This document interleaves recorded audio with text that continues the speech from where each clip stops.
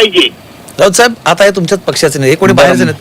ते म्हणतात की चुकतायत गोष्टी, टाळी एका हाताने वाजत नाही. बघा, मी या पक्षामध्ये जी शिवसेना प्रमुख बाळासाहेब ठाकरे यांच्यापासून ते आज आदित्य ठाकरेंपर्यंत 40-42 वर्ष काम करतो आहे, जी विविध स्तरावरती.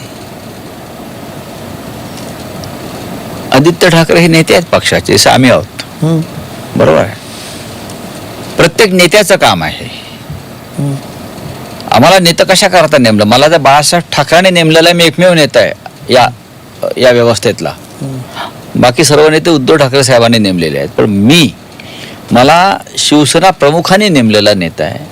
मला माझ्या कर्तव्याची, अधिकाराची पूर्ण कल्पना आहे. नेता म्हणून मी महाराष्ट्रात फिरतो ना, मी जातो, मी संघर्ष करतो, मी लढाया करतो, मी पक्षाचं वातावरण निर्माण करण्याचा प्रयत्न करतो, मी शिवसैनिकांना धीर द्यायचा प्रयत्न करतो, मी अनेकदा त्यांच्यासाठी लढाया केलेल्या आहेत. हे माझं काम आहे नेता म्हणून. प्रत्येक नेत्याने हे केलं पाहिजे. भास्कर जाधवांमध्ये पण ती क्षमता आहे, ती क्षमता अंबादास दानवेमध्ये आहेत. हे नेते जे आमचे नेमले ते प्रत्येकाने, महाराष्ट्र हे माझं कार्यक्षेत्र आहे हे गृहीत धरून उद्धव ठाकरे यांच्या आदेशाची वाट कशाला बघायची. मी या मताचा आहे की जेव्हा गरज पडेल तेव्हा उद्धव ठाकरेंना आम्ही घेऊन जाऊ. आता 6 लोकांना निवडून आणण्यासाठी उद्धव साहेबांनी 94 सभा घेतल्या. ओमराजेच्या मतदारसंघात 3 दिवस ते राहिले होते. मी त्यांच्याबरोबर होतो, मला माहिती आहे म्हणून सांगतो. 3 दिवस उद्धवजी त्या मतदारसंघात राहिले. हे काय घराबाहेर न पडता निवडून आले का उद्धव ठाकरे? मला सांगा. किंवा या भाऊसाहेब वाघ चौऱ्यासाठी त्यांनी तो जिल्हा पिंजून काढला होता. त्यावेळेला हिंगोलीला मी उद्धवजींबरोबर स्वतः गेलोय, या अष्टीकरांच्या प्रचारासाठी अनेकदा गेलो आम्ही. आता हे सगळं निवडून आल्यावर तुम्हाला लोकसभाचे सदस्य म्हणून निवडून आणलं, तुमचं काम आहे. भेटत नाही म्हणजे काय आहे हे अत्यंत चुकीचं आहे. मोदी का रोज भेटतो का? मोदी रोज भेटतात का? अमित शहाना रोज भेटतात का? बाहेर चपराशासारखे उभे असतात ते जाऊन तिथे. मी स्वतः पाहतो ना, दिल्लीत मी असतो. कधी भेटतात मला सांगा. अमित शहा कोणाला भेटतात माहिती आहे ना? एखादा माणूस फुटून आपल्याकडे येणार असेल, कोण घेऊन आलं त्याला भेटतात ते. पण मी त्यांच्या पक्षाचा खासदार आहे, मला भेटतात का? अजिबात भेटणार नाही. पण आज त्यांच्याकडे सत्ता आहे, आज त्यांच्याकडे सामग्री आहे, आज त्यांच्याकडे साधनं आहेत, त्या जोरावर आज त्यांच्याकडे यंत्रणा, सिस्टीम आहे त्यांच्या ताब्यात. त्याच्यामुळे ते निवडून आणतात लोक. आणि ह्याचा फायदा त्यांना होतो. सिस्टीममुळे निवडून येत आहेत ते. दुसरा त्यांचा आक्षेप की व्यक्तिगत सुखदुःखात सहभागी होते. नागेश अष्टीकर म्हणाले की त्यांच्या पत्नी गेल्या तेव्हा त्यांना उद्धव ठाकरे जाऊन भेटले नाही. संजय दिना पाटील म्हणतात की त्यांच्या पत्नींचा ऍक्सिडेंट झाला तेव्हा उद्धव ठाकरे भेटले नाही. शिंदे जाऊन त्यांना हॉस्पिटलमध्ये भेटले. मग काय झालं? शिंदे भेटले म्हणजे काय झालं मला सांगा जरा. हा जो संजय पाटील ज्यांच्या तुम्ही ते जर खासदार नसते शिवसेनेचे तर शिंदे गेले असे का? तुमची किंमत वाढवली कोणी ते येण्यापर्यंत? कोणी वाढवली? तुम्ही हे कसं काय प्रश्न विचारताना विचारत नाही? जर संजय पाटील 10 वर्षापूर्वीप्रमाणे घरी बसलेले असते, कोणत्या पदावर नाहीत, तो शिंदे कशाला गेले असते? ते खासदार आहेत, त्यांना दाखवायचं आहे बघा मी गेलो. आता सर्व कार्यकर्ते आमचे प्रमुख लोक हे मिस्टर आमचे ते कोणते संजय दिना पाटलांच्या पत्नीच्या वेळेला उपस्थित होते, हॉस्पिटलला जात होते. उद्धव ठाकरे दूरध्वनीवरून त्यांच्याशी बोलत होते. जायला पाहिजे म्हणजे का? मी ही काय चौकट काय आहे? मी तुरुंगात होतो, मी असा विचार केला नाही ते मला तुरुंगात भेटायला आले पाहिजे, कोणी गेलाय तुरुंगात? पण उद्धव ठाकरे रोज माझ्या घरी फोन करणं, माझ्या भावाला, माझ्या आईला घरी पण येऊन गेले ते. मी आजारी होतो, फार कॅन्सरसारख्या आजाराने मी आजारी पडलो बरं का. सातत्यानं औषधांविषयी, वैद्यकीय काही याच्याविषयीचा. आणि जेव्हा मला भेटण्याची माझी हे झाली क्षमता तेव्हा ते घरी आले. अनेकांच्या बाबतीत होतं हे असं. लग्नाला जाणं जातात, कोणाच्या कार्याला जाणं ते जातात. हे जे कारण आहे ना बकवास आहे की ते भेटत नाहीत, ते आमच्याकडे येत नाहीत. नागेश अष्टीकरच्या घरी किती वेळा जेवायला गेले विचारा. काय सांगताय तुम्ही मला? हे खोटारडे लोक आहेत. आणि हे काय भारतीय जनता पक्ष किंवा त्यांचे नंतर हे लोक किंवा ते शिंदेचे लोक, त्यांच्याकडे ते काय IT सेल वगैरे असतात, त्या माध्यमातून ते करतात बदनाम करायचं. पूर्ण बदनाम करायचं. हा एक झाला पक्ष आता मी नेतृत्व. त्यांच्याबरोबर एका कार्यक्रमातून आलो सकाळी. आत्ता बाहेर पडणं म्हणजे काय असतं, सार्वजनिक कार्यक्रमाला जाणं, कार्यकर्त्यांच्या कार्यक्रमाला जाणं. आज त्यांचे 3 कार्यक्रम आहेत, त्यातले 2 तर मीच अटेंड करणार आहे त्यांच्याबरोबर. असं हा झाला पक्ष नेतृत्व. दुसरा असं झालंय की जेव्हा जेव्हा कोणी पक्षातनं फुटून जातं, बाहेर जातं, तेव्हा त्यांचा एक आरोप असतो तुमच्यावरती हा की संजय राऊतांची वापरलेली भाषा आम्हाला आवडत नाही. म्हणजे काय? म्हणजे तुम्हाला सांगतो, म्हणजे जेव्हा गुवाहाटीला गेले तेव्हा तुम्ही म्हटलं ती काय रेडे कापून परत बरोबर आहे. मग रेडे कापून काय होणार? काल तुम्ही त्यांचा शिवराळ भाषेत उल्लेख केला. कधी केला? तुमच्या दिल्लीच्या पत्रकार परिषद कधी केला? फुटून गेल्यावर केला ना. पण तोपर्यंत तर नक्की नव्हतं ना फुटून गेलं. पण नाही चला, गेले होते. आधी करा नंतर करा. तुम्ही नाही राऊत साहेब, तुम्ही कोणाचं नाव पत्रकार. घेतलं मी? नाव तुम्ही कोणाचं? हे जे लोक सोडून गेले आहेत त्यांच्याबद्दल तुम्ही एका कोणाचं नाव घेतलं मी?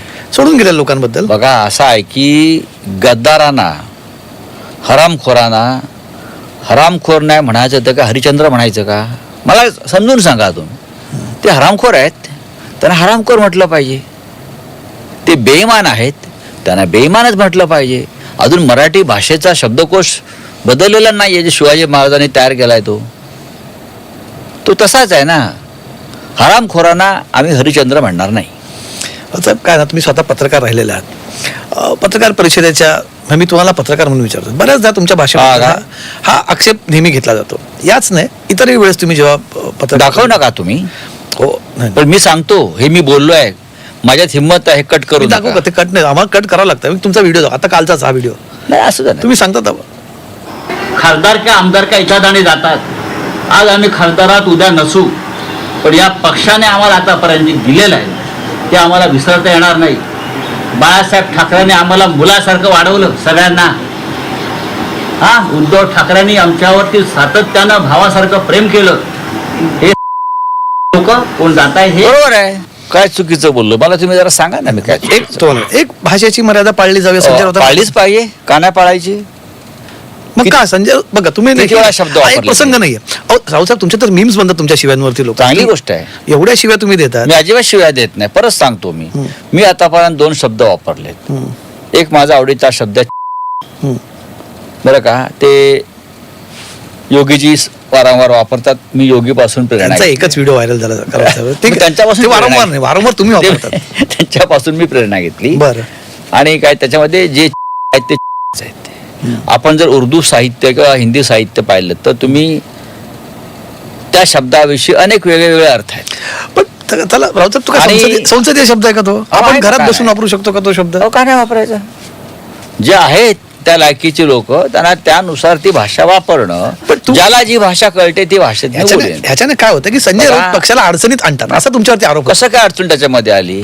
एखाद्या मूर्खाला मूर्ख म्हटल्यामुळे काय ते पक्ष कसा अडचणीत येईल? माझा पक्ष असं म्हणत नाही अडचणीत आणलं म्हणून. आता मी जो शब्द वापरला गद्दारांच्या बाबतीत, त्यांना काय म्हणावं? त्यांच्यावर काय मी पारिजातकाची फुलं टाकावी बरं का? त्यांचा मी सत्कार करावा की त्यांना सत्यनारायणाला बसवून बरं का मी आरती म्हणावी त्यांची? आम्ही सांगा ना शिवसैनिकांना, मला सांगावं लागेल. हे या लायकीचे लोक आहेत. मला जर मी चुकलो असेल तर 100% अनेकदा माझा कान बाळासाहेबांनी पकडलेला आहे. जरा जास्त केलायस तू. उद्धवजींनी मला समजून सांगितलेलं आहे की अरे जरा आपल्याला. पण मला वाटतं बेमान गद्दार, अहो तुम्ही कालपर्यंत उद्धव ठाकरे साहेबांशी बोलताय. नाही साहेब, आई भवानीची शपथ साहेब, बायकोची शपथ, साईबाबाची शपथ, आणि तुम्ही त्या माणसाला फसवता. मग काय बोलायचं? बोलणार. शिवसाहेब काय शिवसैनिकांचा ना, मी तुम्हाला सांगू राऊत साहेब अजून स्पष्ट, आम्ही मधल्या काळात अहो, मला मराठी भाषा चांगली कळते. मी 40 वर्ष संपादक आहे सामनासारख्या ठीक आहे. वृत्तपत्राचा. आपण- माझ्या भाषेमध्ये विनम्रता, संस्कार आणि संस्कृती ही कायम असते. असं होतं की आता फक्त शिवसेना शब्दातूनच बोलते, नाही. असं व्हायचं नाही. मग काय करा? मर्डर करायचे जाऊन? नाही पण तुमचे धाक राहिला ना शिवसैनिकांचा. बरोबर धाक आहे. ज्या दिवशी आम्ही समजा सुदैवाने उद्या सत्तेवरती आलो, बरोबर आहे, धाक कसला? यांचा का धाक आहे? यांचा धाक म्हणजे पोलिसांचा धाक आहे. यांचा धाक ईडी सीबीआयचा धाक आहे. यांचा कसला धाक आहे? 2 झापडीचे नाहीत ते, गोलवडून पडते असे धापकन मारली तरी. एक सांगतो मी, ते असं म्हणतात की तुम्ही फक्त तोंडाने बोलतात आणि काल तुमच्याबद्दल बरंच बोललं जातं तुमच्याबद्दल की फक्त बोलण्याचीच आहे. पण शिंदे काय म्हटलं तुम्हाला ऐकवतो मी आता. शिंदेचं काल मला भाषण ऐकायचं नाही, तुम्ही कशा करता ऐकावं. तुम्हाला सगळं दाखवणं गरजेचं कारण मला आपल्याला- मला दाखवायची गरज नाही आणि मला ही गरज सुद्धा नाही त्यांचं ऐकण्याची. एवढी माझी वैचारिक पातळी खाली आलेली नाहीये. मी त्यांच्यापेक्षा तुमच्याबद्दल राजकारण- बोलत म्हणून तुम्हाला अरे ऐकवतो. बोलू द्या ना, पूर्वी बोलू द्या या की. लांडग्याने मला धमक्या दिल्या होत्या, मुंबईत तर यावंच लागेल, वरळीतून जावंच लागेल. अरे कोणाची काही जागीर आहे का मुंबई? एकनाथ शिंदे एकटा आला, एअरपोर्ट वरून हेलिकॉप्टर बाजूला ठेवलं, हेलिकॉप्टर मध्ये तुमचा एकनाथ शिंदे बसला नाही. एकटा खरोखर फिरा.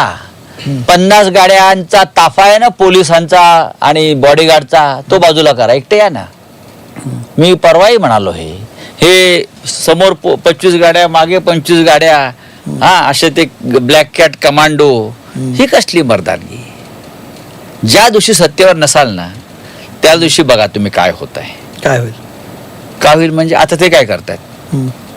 तुम्ही काय कराल? शिवसैनिक काय करतात? नाही हे काय करतायत, हे जे करतायत तेच करावं लागेल. आतापर्यंत नम्रतेने या सगळ्या गोष्टी झालेल्या आहेत. या धमक्या सत्तेवरती बसून तुम्ही देताय. बघा एकनाथ शिंदे आणि माझे अत्यंत जवळचे संबंध होते. आता तुम्ही त्यांचं बोललेलं ऐकायला तयार नाही. तुम्ही म्हणतात की माझी एवढी पात्रता खाली आणू नका तुम्ही. नाही, एक लक्षात घ्या, त्यांच्याने माझ्या